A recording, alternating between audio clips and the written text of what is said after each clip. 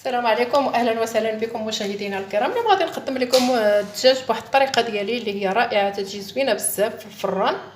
عندي هنايا جوج بصلات كبارات مشلطين. عندي هنا الدجاج اللي فلحته بهذه الطريقه هذه بحال هكا، حليته. غادي ندير له هاد الشرموله هذه اللي كتكون من الربيع، الثومه، نص معلقه ديال الكمون، معلقه ديال السكينجبير، نص معلقه ديال الفلفل الاحمر، نص معلقه ديال الخرقوم. مباشره غادي نشرملو هذا الدجاج هذا بهذا الشرموله هذه. غادي ندهنوه جيدا كما تشوفوا، فتحته على شكل طبقات باش يجيني شارب شرموله.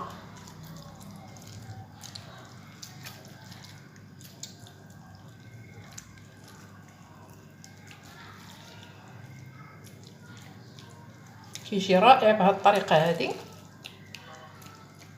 صافي، هي واحد الاكله اللي هي صيفيه. هاد الشرموله اللي بقات غادي نضيف عليها هاد السلافه ديال المطيشه مطحونه ولا محكوكه ما بغيتو نتوما، مع قبصه ديال المليح.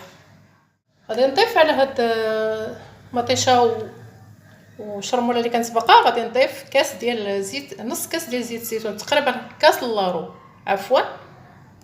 نتوما ديروا الزيت اللي كان عندكم متوفر.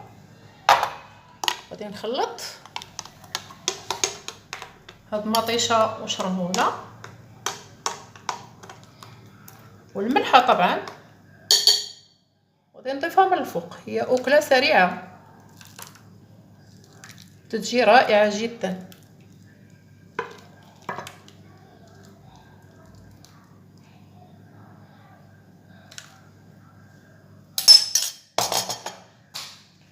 ومن بعد غادي نضيف الزعتر.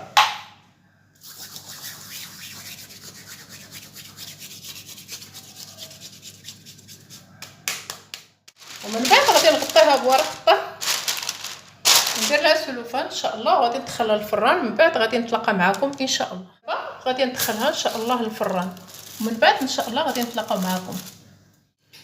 هذا هو الشكل النهائي ديال هذه الاكله بالدجاج اللي صايبت لكم اليوم. سهله وسريعه، نتمنى تعجبكم وتنال الاعجاب ديالكم. فلا عجبتكم ما تنسونيش من لايك واشتراك ان شاء الله يا ربي باذن الله السميع العليم.